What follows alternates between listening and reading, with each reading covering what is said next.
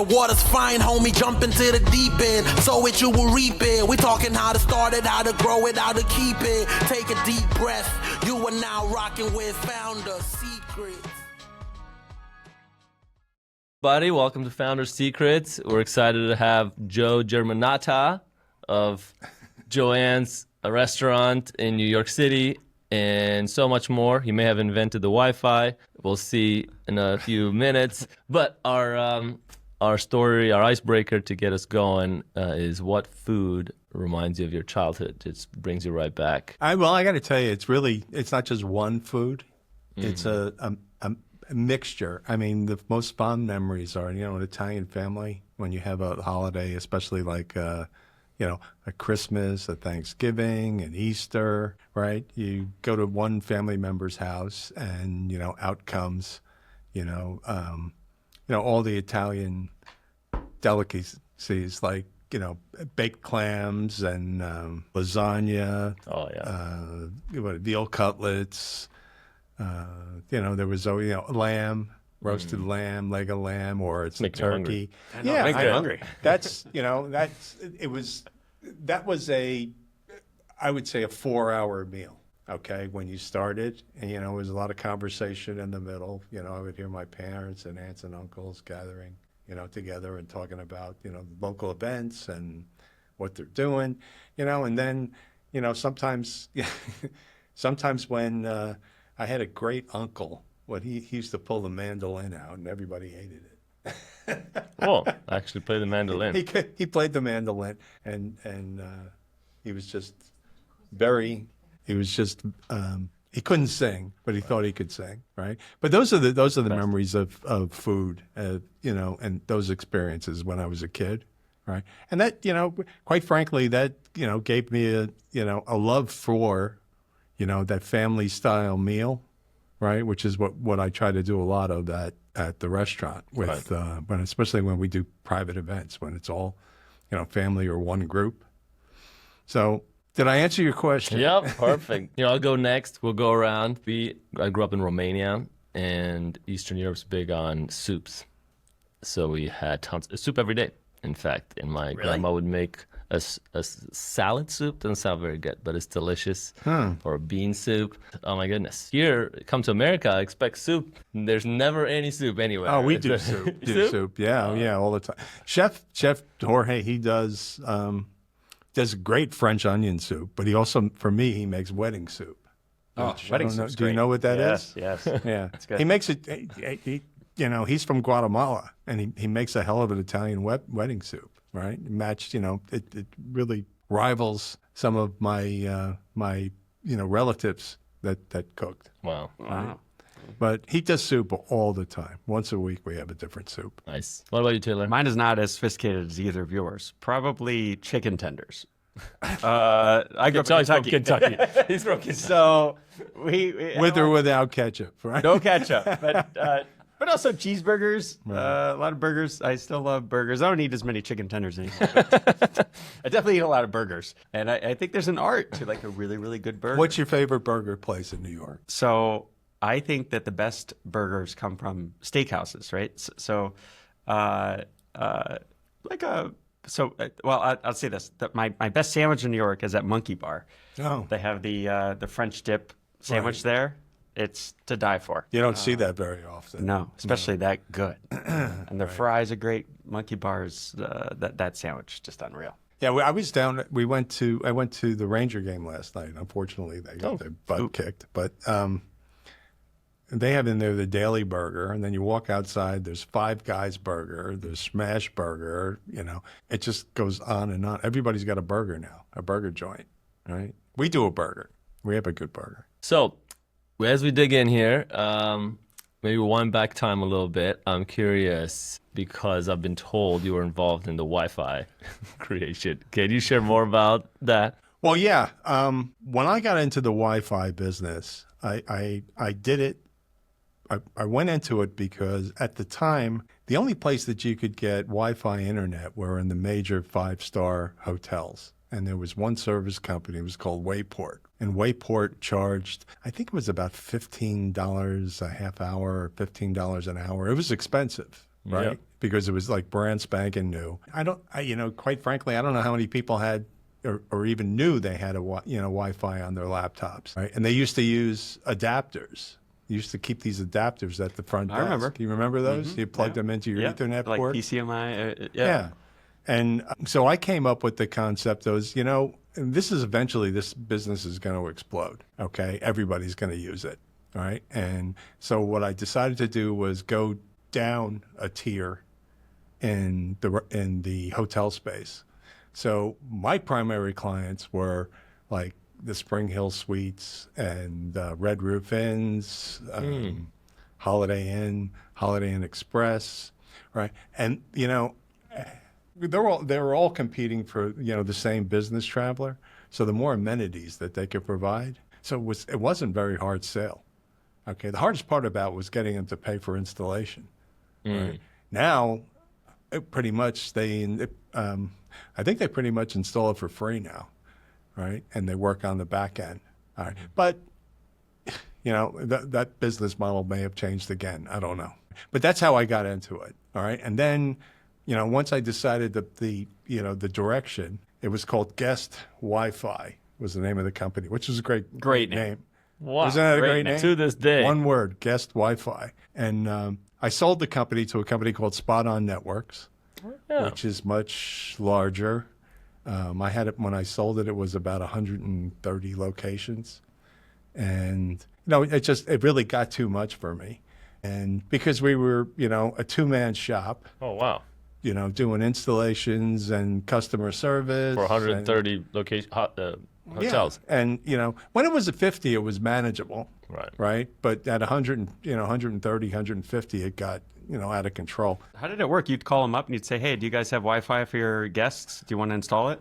Actually, a lot of it would be inbound referrals. So in other words, one hotel, all these hotel managers know each other, especially in the smaller towns. And they would call up and they'd say, "Hey, you're working with, Mary over at the Spring Hill Suites, and I understand you do Wi-Fi. You want to come and talk to us," right? So it wasn't a very hard sale. The closing it was the hard part. Because of the installation Because cost. because they're all price sensitive, and they got to see a return. Right. And you got to say, well, look, your business travelers are going to be happier, so they're going to come back, right? And you got something that somebody else doesn't have, right? So, and then you guys would install them. I had, yes, initially we would do it ourselves, and then I hired a couple of guys that did day work. Right, they were 1099s. They did day work. They went in and spent 2-3 hours pulling cable, capping cable. Done it. It's a lot of work. It's It hard is. work. It's hard work. It's back-breaking work. When I was young, I could do it. Now I can't do it anymore. I can't get up on the ladder Oh yeah. like that. I tried to install Wi-Fi in my dad's hotel in Romania. Couldn't do it. It was partially because like in Romania, all the walls are like super thick. That's a problem. Wi-Fi. Really hard to get That's a Wi-Fi problem coverage with in this Wi-Fi. thing, Oh yeah, that was the biggest issue in some of the hotels. Like we did the New Yorker over here. That Really? was one of my properties. Yeah. And old building, thick walls, a lot of bouncing around of signal, right? So you had to put in more antennas. Yeah. Right. Or you'd get phone calls. But then what I did was I went to Spot On and I said, look, why don't we do an operating agreement? I said, I will actually pay you to manage my network of operators, right? And then at a certain, after he got like invested in it, I just said to him, why don't you just buy the damn locations, right? And take them over. How long did you have the business? Maybe about 4 years. Not a long time. In 4 years, you built it up to 130. Oh, it was 140. it was pretty aggressive business, and it was interesting because, we evolved from a for-pay service, okay, and what we did was we used the equivalent of a debit card. So at the front desk, they would have these coupons with access codes on them, and somebody would log in.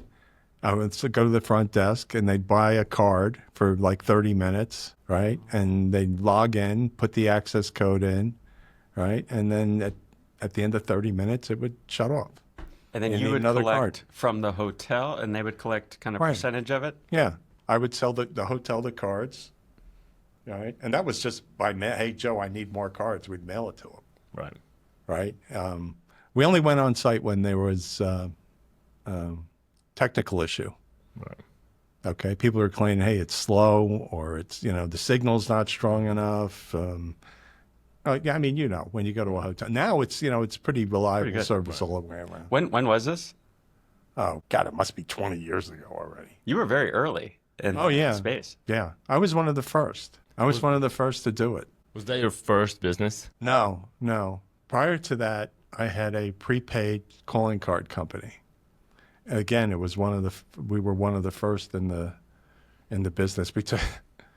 I mean, the way it turned out was I worked for a telecommunications company. We had an operating agreement with the Dominican Republic, but we didn't have an operating agreement with anywhere else. All right, so we had to All you find could call to?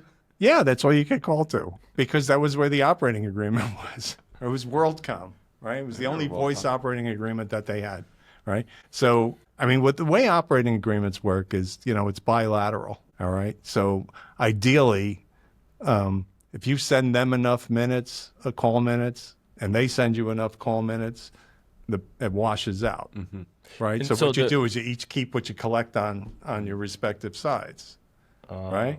So I would, the first area was going after the market for calls from the Dominican Republic, which are pretty much the bodegas.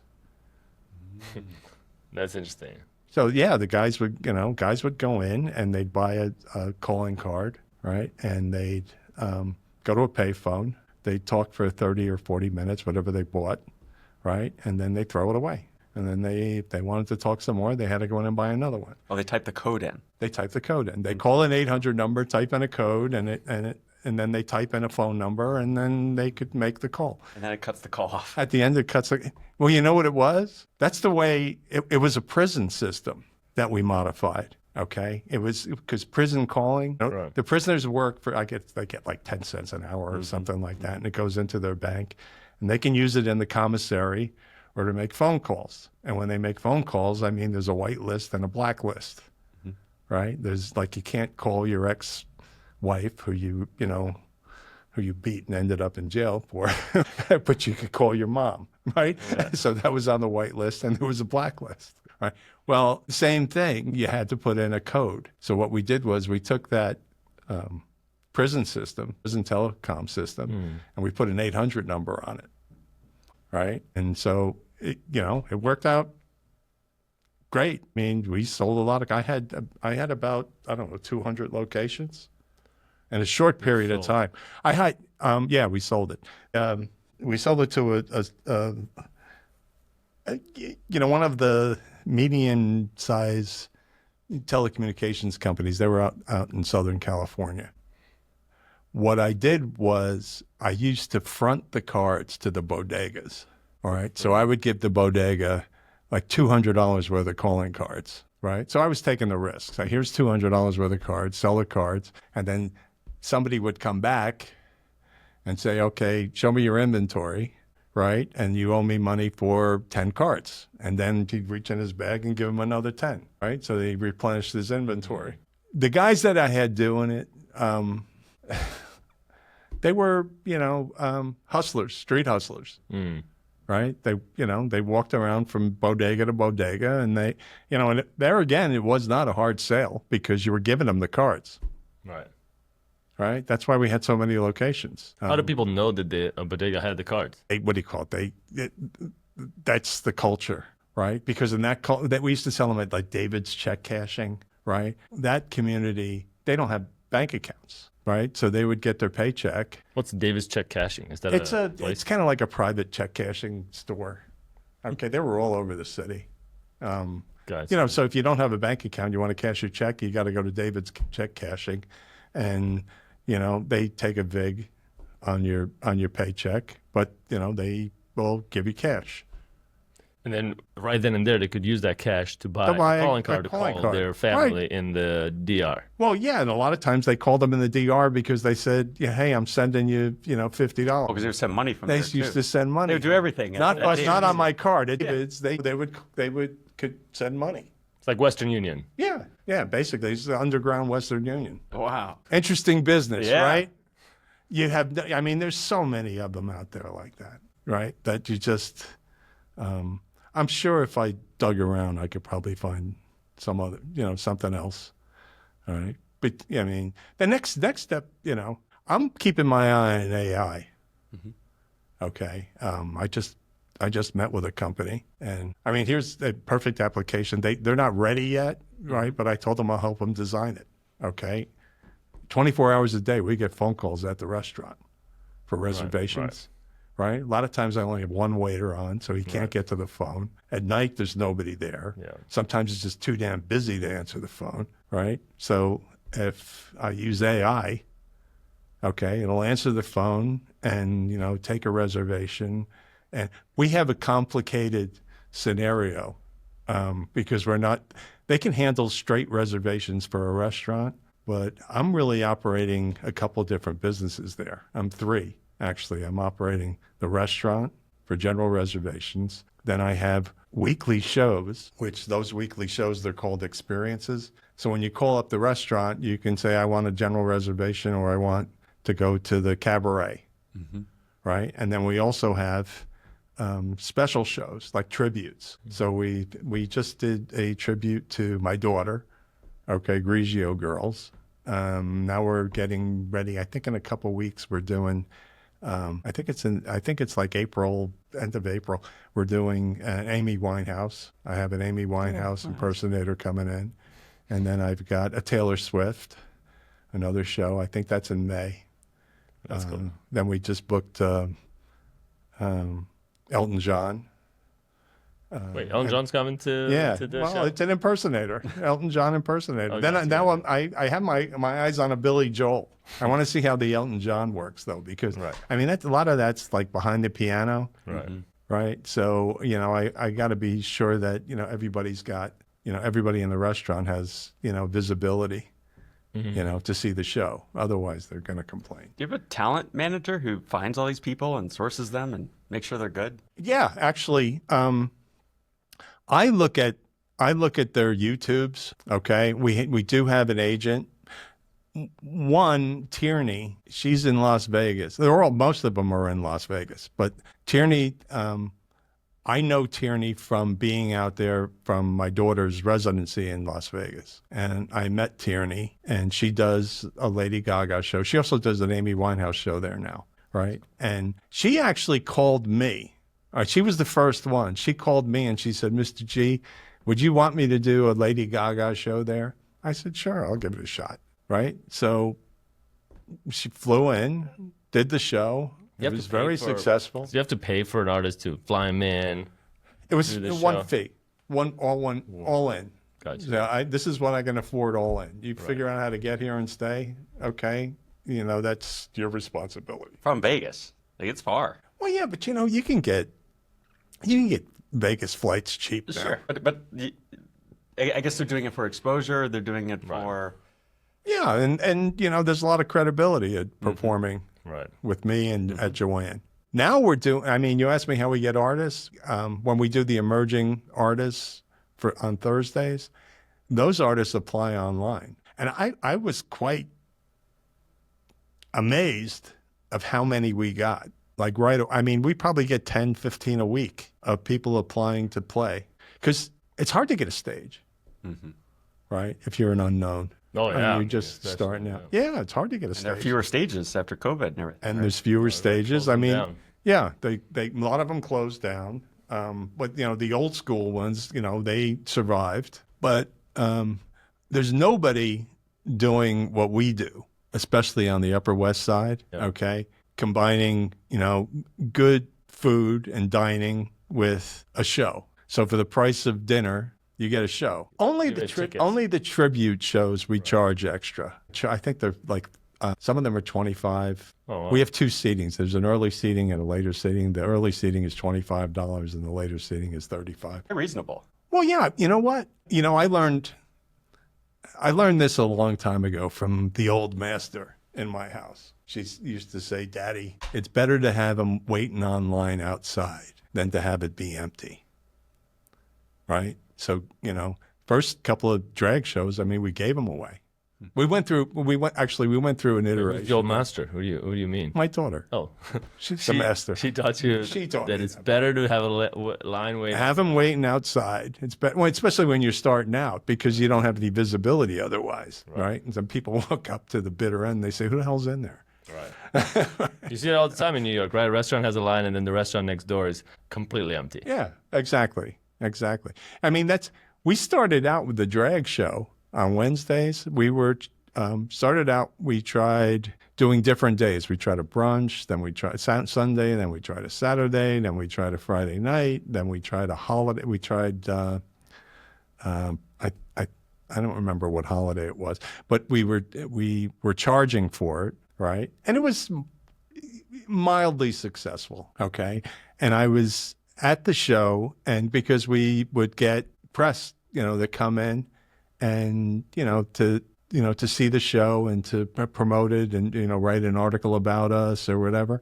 And I think it was the woman I think she was from People magazine. She turned to me. I was sitting right next to her, and we were chatting, and she turned to me and she said, "Why don't you give it away?" And she was right. It's not that expensive to do the show. I mean, I think it costs like $400 or $500 to do the show with the artists. Wait, that's all The drag queens and the DJ. But there's like 10 of them, or there's. Each night, there's two. There's a host that I have every week. Jupiter Genesis is the host. She's a fabulous kid. She books her guest, Queen, all right? And then we have a DJ Pat, all right? So between, all three of them. I see, there's only 3. Yeah, between all three of them, it's about $500 or $600 a show, which is, it's manageable. Right. For sure. That's manageable. And, people like it. Now we're getting tour groups, birthdays, bachelorette parties, office parties. I have a big office party for a major bank. And I said to him, "Well, you want to come on a Wednesday night, but I'll just forewarn you, we have a drag show on that night. So if you want to change, it's fine. If we change the night, it's fine, but I'm not changing the drag show, right?" And they said, "No, that sounds great." I said, "Okay." They're going to have a great time. They're going to have a That's blast. awesome. Oh, you should see them. People that come, they're jumping up and down and dancing, because I got to tell you, these kids that perform there are tremendous. They can dance. They have the choreography. They lip sync. Some of them sing, but most of them lip sync. Right? It's a great show, and people throw money at them. Mm-hmm. I don't know if you ever been to a drag show. Yeah. Yeah. It's a good time. Yeah. Jupiter winds them up, the ABCs of drag, right? What is it? Applause, booze, and cash. Cash. Wait, so just to wrap up on the other business, so you've had 2 businesses back in the tech, which, by the way, the calling card, is it true that it was used to track the Oklahoma bomber. The Oklahoma bomber was tracked using your Whoa, calling how'd that cards. happen? Well, I don't know how it happened out there, but I mean, obviously you wanted to make, anonymous phone calls. But one day I had this little office space. It was shared office space on 81st and Amsterdam and New York City. And one day 2 guys, came up, and because they were like fish bowls, with the glass, and these 2 guys in suits came up, and they were knocking on the window. I said, "How can I help you?" They were with the FBI. Whoa. And I was like, Uh-oh. what did I do? Right? And I thought they were coming after me because I was selling prepaid calling cards for cash. So, no, but they came in and they said, "Can you help us?" And they had the card. He said, "Can you give us the call records?" I said, "Yeah, sure. I don't want, a warrant or anything." And I sat down. I had this little, what the little crappy laptops looked like back then. I think it was a Dell, right? And so I sat down, put in the number, and I pulled up the call records, printed them out, and gave it to him. Who was that used by? That was used by... Yeah, McVeigh, Timothy McVeigh. Oh, that was actually used by him. He bought one of your cards. Well, I guess they must have got it, found it on him. Whoa. Wait, I thought it could only call to the Dominican Republic. Oh no, that card. Well, eventually we evolved into an international calling program. Not Gotcha. international, but domestic and international. So I had relationships with a lot of telecommunications resellers, so I could buy minutes cheap. I use the card. Well, that's I mean, it's well, now you have WhatsApp and things like that, right? Back then you didn't have that. Yeah, so it must have been one of the main calling cards in the country. I wouldn't say it was the main. I had a couple of competitors. I forget their name. Telecard, I think, was one of them. They were pretty big. Did you sell the business? To business, yeah, I sold the business to a telecommunications company, and I had a partner, and he worked for a telecommunications company in Southern California, and they bought it. He got them to buy it, Oh, Wow. which is nice. Yeah. how did you? So before that, did you have a business, or was that your first one? I was consulting for many years before that, in telecommunications. I was helping people raise money on, one of the first ones I worked with was I don't even know if they have them anymore, but the concept was a call me button on your page. Mm-hmm. Right? So, if you're looking at a website and you don't want to get in touch with them, rather than picking up the phone, you could click on call me, put your number in, and we would outdial to them. Still exists. That's the Yeah. That's still, It's still there? thing. Yeah. Yeah. I mean, I don't know how many people use it anymore, but there was a little company out there in San Francisco that was, I had the concept in my head, and then somebody introduced me to them, and they said, hey, these guys actually have something built, right? So I went out there to visit them, and we ended up doing a consulting deal. How did the jump happen from like consulting? Because I guess a lot of people today are consulting and want to start a company. Right. How'd you make that jump? How'd I make the jump? Just, by, seeing a need, right? And look, when you're consulting and you want to start a business, you can do it simultaneously, right? I was consulting for them, and then I started, this debit card company. And, you're not punching a clock when you're consulting, okay? You have assignments and you get the job done. Well, edit that part out. So that's how it evolved from consulting. I mean, and quite frankly, when you're consulting, you see a lot of stuff. I mean, the creativity that's out there in the startups, you see, a lot. And, I would try to steer them in some directions. I mean, the most recent one I've done is, I'm not an active owner or actually I'm a client. I was mentoring some kids in Michigan State. You went to Michigan State. I went to Michigan State, and they had a business program. They have a business program, an entrepreneur program, and they asked me if I would mentor a group of kids. And so I met these guys from Scoop Signage.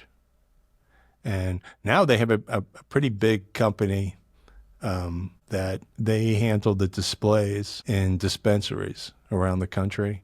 So when you go into a dispensary and you see the message board, right, with all the prices and everything, well, they built the back end for that. Well, at that time, I had the restaurant in Grand Central Terminal, and I wanted to put up message boards. Now, what they were doing originally when they were in school is they were mounting TVs on the back of pedicabs. Not a very scalable business, right?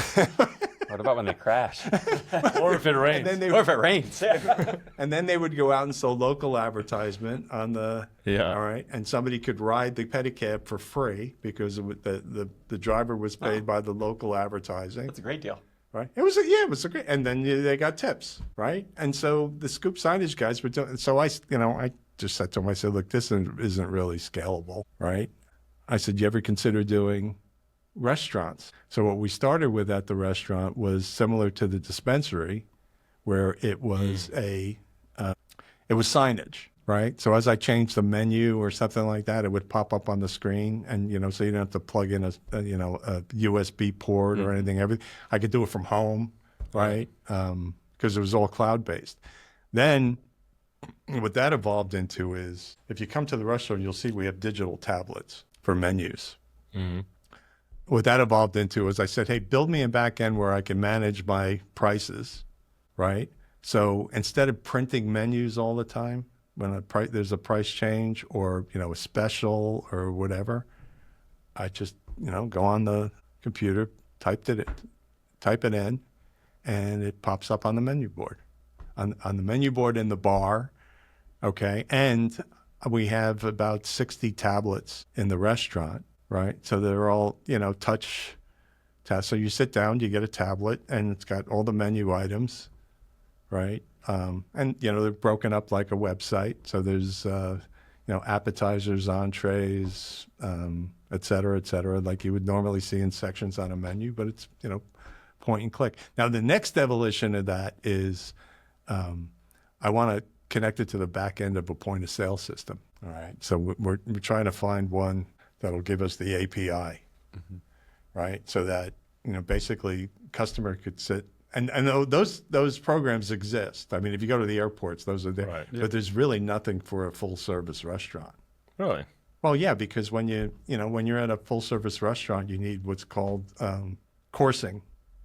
So you want to order the appetizer, but then you don't want to fire the appetizer until you have the entree order. Right. Right. And the entree order you fire, and when you fire it means the cook is going to start, the kitchen's going to start making it. Right. So that's the next evolution that I want to get to. Not that I'm going to eliminate servers. Right. Okay. But let's put it this, any point of entry that you can do like that. I mean, I can tell you this, when I put that service in Grand Central Terminal we had a deal with Grubhub, and Grubhub had kiosks, and I let them put it at the Grand Central Terminal business. And when they put the kiosks in, the sales went up 10%. Really? Yeah. Because first off, they were debit card, right? And so you get all the international people, through Grand Central Terminal, and the kids don't carry cash anymore. So they walk up to the kiosk, they'd order their chicken sandwich and French fries and all that stuff, and then their name would pop up on the board when it was ready. Huh? That's always nice. Feels like yeah. a first-class treatment when your name, like Starbucks. When does your that. name is on the That's board, a good, right? It's a good feeling. By the way, so how did you make the transition? It seems like you're very into technology, even within the restaurant. Right. And it seems like to me that the restaurant business, I guess people would say, and I would agree, it doesn't seem like a great business or scalable or very hard business. especially challenged. I mean, it's fun, you have the show, but I get how that's entertaining. But in terms of a business like you were scaling these other technology businesses, much harder. So I guess why and how did you make that transition to hospitality? Well, I went to Michigan State for hospitality business school. Oh yeah. Okay. But when I graduated, I didn't go on the operations side of the business. I actually went to work as a consultant for a public accounting firm. All right. And so we were consulting on hotels and restaurants, and basically, bringing process to the back. And some restaurateurs that, believe it or not, don't know how to, do their costing. What is this dish actually going to cost me? Right. Right. And so, you got to put the labor component and the food cost, et cetera. And from there, I went into first I went into software. I had an affinity for programming. Sounds like you still do. I do. Yeah. I think you do. still do. I do. I'm a junkie with software. And from there, that's when you guys are too young to remember, but the Bell telephone system broke up. Do you remember that when AT&T and New York Tel and all those places, they were all different companies. They all broke up, and they were screaming for talented telecommunications people. Because back then, when you worked for a telecommunications company, it was kind of like AT&T. It was kind of like working for the government. Okay, there wasn't a lot of ambition to go out and sell. You didn't have to go out and sell. Okay, because if you needed phone service, you called AT&T. There weren't many options. Sell somebody a phone. There weren't many options back then. That's why they were broke up. Yeah, that's why they broke up. And they needed to be competitive. And so they were recruiting talent, and the talent that they recruited was guys that were in software and technology, right? And so I was recruited into that business, and then that just, I stayed in telecommunications for many, many years until the debit card company and the Wi-Fi company. And then, after that, I was pretty much retired. Wasn't doing anything. But then what happened is that I made a small investment in this restaurant. It's 2 blocks from my house. We used to go there all the time. And, I made the investment, and one day I showed up, and the guy didn't pay the sales tax, so there was yellow. The marshal shut him down. There was yellow tape, and he was gone. I never heard from him again. And so the landlord came to me, and he asked me, he said, "Do you want this?" And so my kids knew, and my wife knew, that I always wanted to own a restaurant since I was a kid. I mean, it was a boyhood dream of owning a restaurant. I wanted to be like Rick's Place, in Casablanca. Nice. So, as a family, we went in, and my girls said, "Yeah, let's do it." And my Stephanie actually said, "Let's call it Joanne," in honor of my sister, because they never met her. Lorraine, Yeah. right? And that's how I got into the restaurant. Now, would I do it again? The restaurant business is a passion. Okay. I mean, you don't go into that business thinking you're going to make a couple $1 million on one restaurant. Okay. I mean, you have to have multiples in order to make it work. I mean, it's really tight for me to make it work. Right. Yeah. But why do I continue? I have staff there that have been with me 8-10 years. All right. And, they're like family. Right. And they all love each other, work together, watch out for each other. I mean, scheduling wise, they call each other. "Hey, can you cover for me?" Right? Even last minute stuff, right? They're, very loyal and dedicated staff. I mean, they want to work there. Okay. A lot of people want to work there. They know that, my kids make a fair amount of money. All right, with waiting tables. Quite frankly, they make money. Some of them make more money than college graduates. I mean, it's really incredible the amount of money that I know about. The tips that I know about. I don't know what they're making on the in cash. I don't know whether they report it or not. That's up to them. I tell them, you do it. Sounds like you become like Rick's Place in Casablanca in a way, on the Upper West Side. Well, yeah. I mean, the evolution was. We were, before COVID, we had a big bar business. All right. I mean, my bar is probably 15 stools. So it's a big bar. Used to be full, 4:30 in the afternoon until about 8 or 9 o'clock at night. Regulars. Right. After COVID, that bar business pretty much evaporated. Where'd they all go? A lot of them aren't drinking anymore. They just stopped. Well, I don't know that they just stopped, but, they're not hanging out at the bars anymore. At my bar, anyway. I think they're going, you still see them in the sports bars and places like that. But my, was I'm an Italian restaurant, right? And it kind of has it's kind of got a speakeasy feel. That bar business, it didn't evaporate, but it's not as good as it used to. I mean, that bar was usually good for $1,200 a night. Really? Okay. Yeah. Now, maybe it's 500. Were those people coming from work, or neighborhood? A lot of them were, people that work from home. Then after COVID, they didn't come back. That's strange. Yeah. Although I saw you're coming up with a mocktails recipe, and I was gonna ask both of you guys actually, what do you guys think the price of a mocktail should be? Why don't you go first? Well, I'll tell you, people would think that it should be less expensive than booze, but the ingredients, when you buy a zero-proof gin or vodka or rum or tequila, I mean, now there's so many of them out there. And, I keep a pretty extensive bar for mocktails. I mean, a bottle of zero-proof vodka could be like $38. That's crazy. Because they're not paying alcohol tax, right? I assume they don't pay. No. Because they pay a federal alcohol tax, right? I used to have alcohol clients. I don't know. I assume they would not. I would assume so. I don't know. I really don't know. Yeah. Well, there's no federal, right.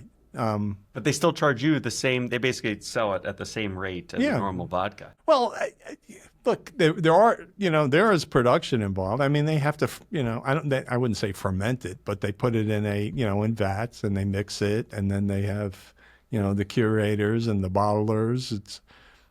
It's probably the production expense is probably not too far off, because alcohol production now is probably much less than it was when it started out. So, it's kind of like that equilibrium. And it's gotten more efficient. To make alcohol is more efficient. Right. But there's so many companies now. I mean, there's some really good zero proof stuff. There's one from Spiritless is the name of the company. They make a bourbon and a spiced bourbon. And I'll be candid. I mean, you can mix some drinks that are pretty damn close to an alcoholic beverage without the alcohol. Like I can make a gin martini that tastes like a dirty martini. Really? Yeah. It's a dirty martini because it's got the juice in it. No, it's got the olive juice in it. But there's fake vermouth. There's zero proof vermouth. And there's zero proof vodka or gin. Wow. Right? And then you put the olives in it and the olive brine, and it tastes like a martini. And it's a dirty martini. Sure it is. Why not? Sure.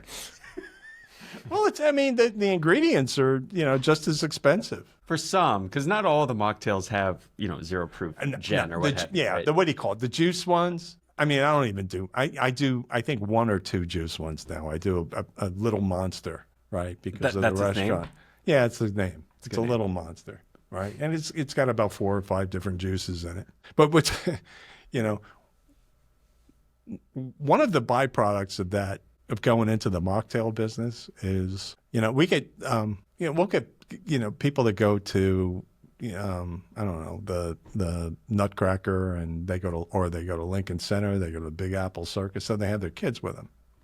Right. So the kids that come in, instead of ordering a fountain soda, they'll order a mocktail.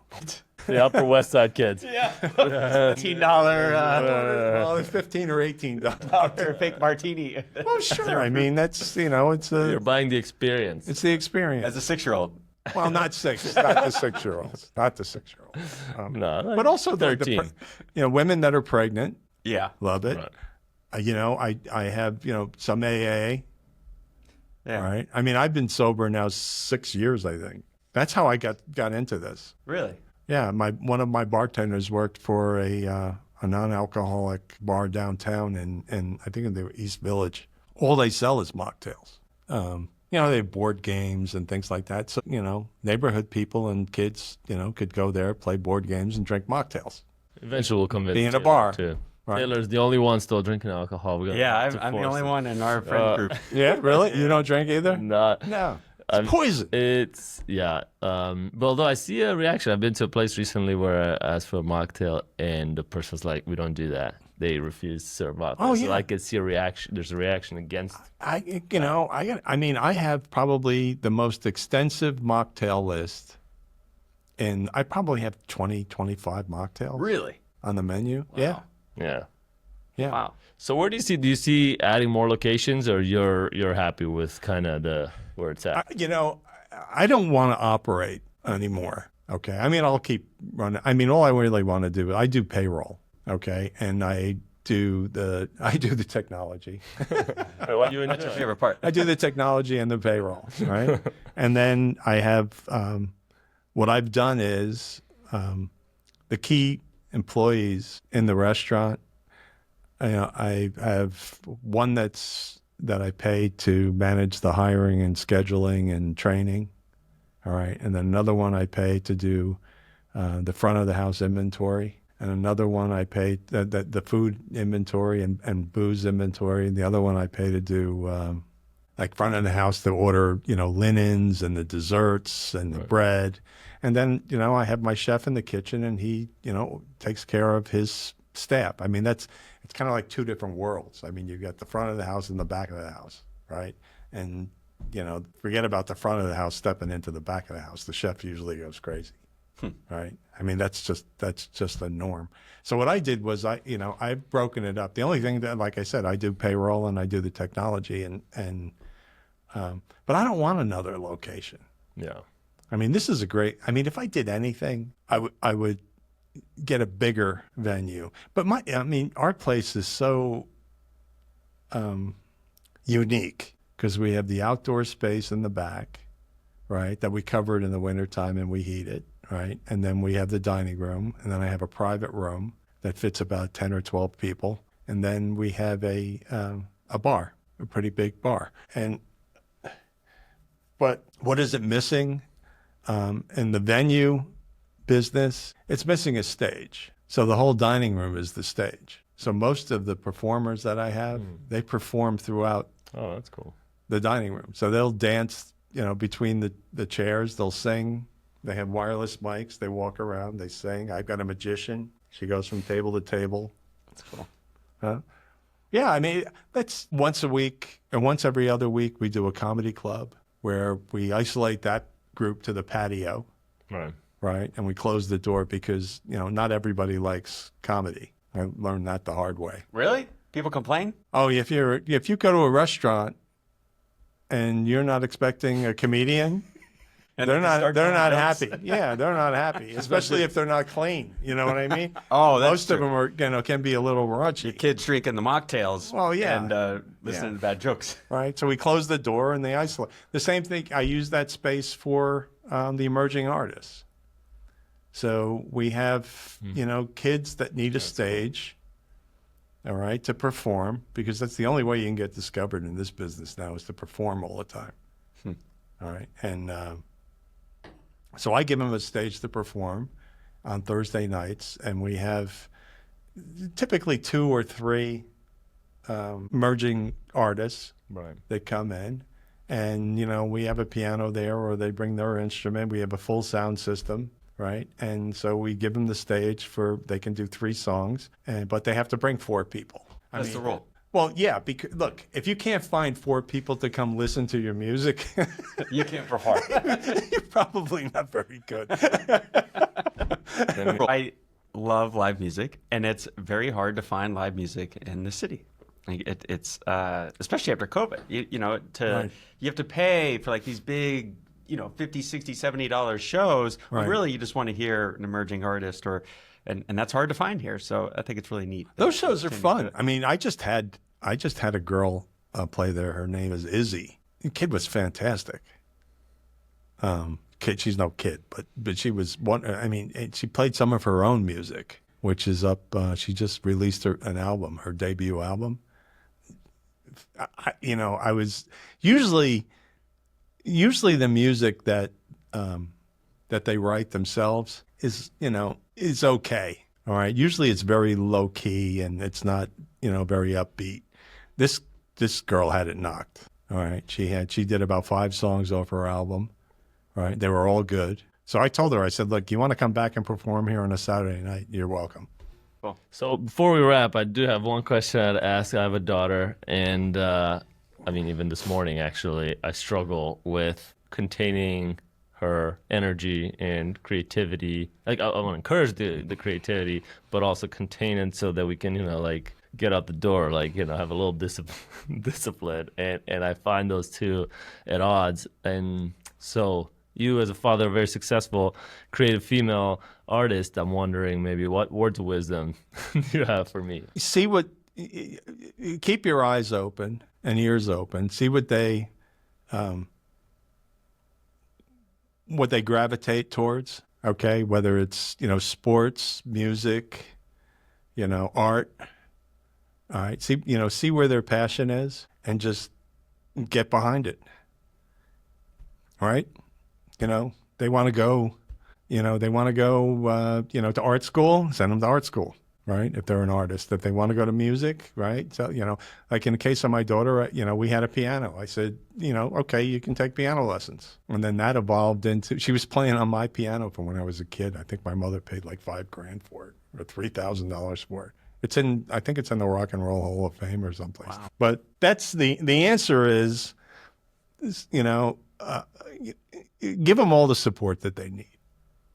Okay. I mean, in my case, both of my daughters, Natalie is a fashion designer. She was an artist from a very young age. She really excelled at it. And whereas, Stephanie, she wanted to be a musician. And from the time she was little. So you could just tell that even as Yeah, you could. I mean, you can tell. Look, and the worst thing is you try to force a kid to do something, right? If you're giving them piano lessons and they don't want to go, that was me. I was like forced to. Like, yeah, you're not going to pick. But at the same time, my parents kind of forced me to play tennis, and I didn't really want to. And eventually, after like 5-6 years, even though it was miserable, I became a good tennis really player. good at tennis. Yeah. And eventually, I started enjoying it because I was like, oh, now I'm winning. I'm good at this. Right. So I guess forcing maybe can work. Like, do kids really know what they want? I mean, to what extent? But you're saying maybe not force at all. You know what I mean? Look, I never forced them to do anything, right? Not only like to ride horses. So what did I do? Back then, Chelsea Pier, they had horseback riding. What? On Chelsea Pier? In Chelsea Pier, they had a horseback. That's cool. That's pretty cool. Right. So on Saturday mornings, she'd put her boots on and get her whip and her hat, and I'd put her on the back of a horse for a couple hours. And she'd walk around the... It's an expensive sport. Huh? Oddly enough, it wasn't all that expensive. Yeah. No. It was at Chelsea Pier. Yeah. Well, nowadays, if you Nowadays, have it'd to be really go, Oh, yeah. It's probably a buying fortune now. So, Stephanie, she really showed her colors and her talents when she went to Sacred Heart and she was in the musicals. And she played Adelaide in Guys and Dolls. It's just an incredible performance. Right? What age was that at? What was she? Maybe, I don't know. She was probably a junior in high school. What is that, 14, 15? So you're kind of encouraging all the paths, and then eventually one you can tell they gravitate towards. Right. Like Natalie now is, she's making dresses for private events for I think she just did the Brandy Carlisle outfit for the album cover with, who did she just do the album with? We're not great at that. We know business. I think it was Elton John. I think Elton John. All right. We cut that part. But they what else is she? She's just opening a store in Las Vegas because they were out there for the residency, for my daughter's residency at MGM, right? And she's been in wardrobe, and when they needed something like they need zippers or buttons or glitter or whatever the hell, they bedazzle that stuff and glue. There was really no place to go. So she just opened up this store. It's called On Stage Essentials in Las Vegas. So she's got a little shop, right, where they have all these materials that, because all of them, the residencies, they all have a wardrobe. Right. And, they have people back there, repairing garments, right? And so she's filling a need because there's no store out there. They used to have to hunt around to find things. So she knows what they need, and so she built an inventory, and she's opening the door. She's actually opening the doors this coming week. Boom. Very entrepreneurial family. I know. It sounds like you definitely passed on the entrepreneurial definitely. spirit. So Yeah, Stephanie's got the makeup business, right? House of Gaga Makeup, right? Well, Joe, we really Have fun. Yeah, Yes, this is awesome. for sure. Really appreciate you coming, sharing these stories. Really, really nice of you. That's this is great practice for me because I'm thinking about doing our own podcast of. You know what it's going to be called? I think we picked my Second Wind. I forget it has Second Wind in it. With Gabby? Or is like part of that? Yeah, well, Gabby's she's taping it. Yeah. Right. We had Gabby on the pod too, and she mentioned you guys working together. So The social media She's company. great. Yeah, the way that happened is she started doing my website and social media, and she came to me and she said, well, you know what? Why don't we form a partnership and I'll do this for free? And what'd you say?